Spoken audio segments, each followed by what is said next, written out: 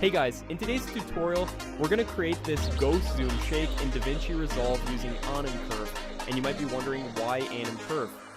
Well, the main reason is that it makes this effect way easier to reuse on other clips.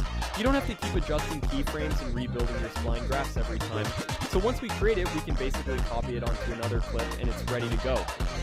Before we start, let me quickly explain what a modifier and Anim Curve actually are. A modifier lets you control a parameter automatically, instead of manually creating a bunch of keyframes.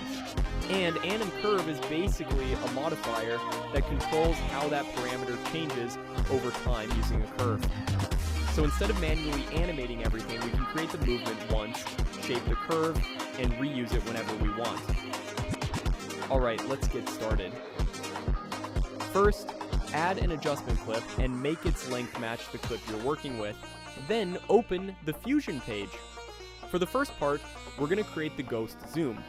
Add a transform node, go to size, right-click on it, go to modify width, and select Anim Curve.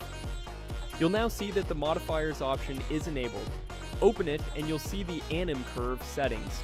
Now go to scaling and set offset to 1 and scale to 2. Under source, change transition to duration, then set curve to custom. After that, shape the curve. Something like mine, you can use a different curve too, but for this effect, I recommend using a similar shape so the movement stays consistent.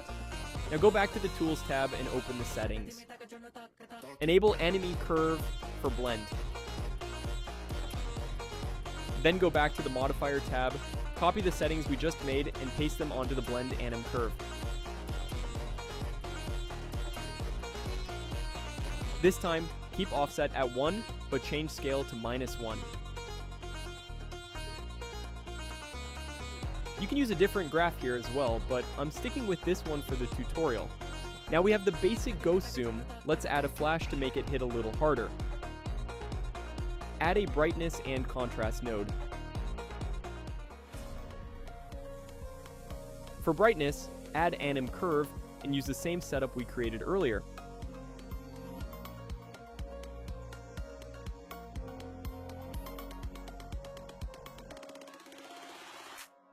Set offset to 1, then change scale to -1. And that's it for the flash. Now let's add the camera shake. Add a camera shake node and set the edges to mirror so we don't get any empty space around the clip. For overall strength, add Anim Curve. Go into the modifiers and set offset to 1 and scale to -1.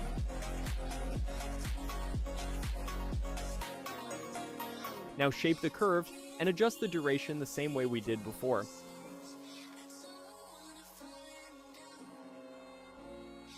For this effect, I don't want much movement on the x-axis, so I'm setting x deviation to 0, then I'm increasing the y deviation along with a few other values. You can copy my settings or just play around with them until you get a shake that fits your edit. And remember, you don't have to use the exact same graph everywhere. You can experiment with different curves, just try to keep the overall movement consistent between the nodes. Now, I'm going to add a smooth zoom in to make the effect feel a little more polished. For size, add another Anim Curve, set offset to 1 and scale to around 0.2. Then this time, change the curve to easing. You can adjust that value depending on how strong you want the zoom. And if you want to make the effect hit even harder, you can also add a blackout. For that, simply duplicate the brightness and contrast setup we made earlier. Change the graph like mine, set offset to 0, and bring scale to around -3. That will give you this full blackout effect.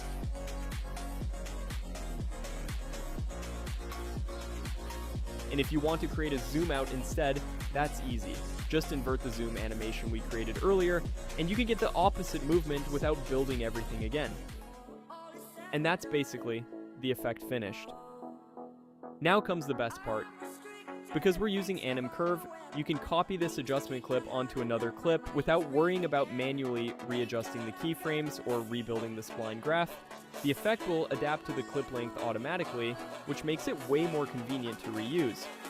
Now, let's save it so you can use it in future projects. Go to the media pool, click on the 3 dots, and enable Show Power Bins. Then open your power bins. You can create a new bin and give it any name you want. I already have some of my effects saved in this folder. Now just drag this adjustment clip into the folder and rename it whatever you want.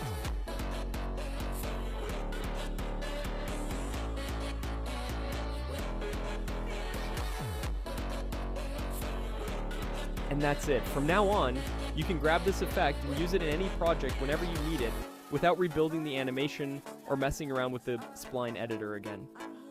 I hope you guys enjoyed the tutorial. It took me a while to put this one together, so if it helped you out, I'd really appreciate a like and a comment.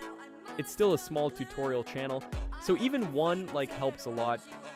Thanks for watching, and I'll see you in the next one. Peace.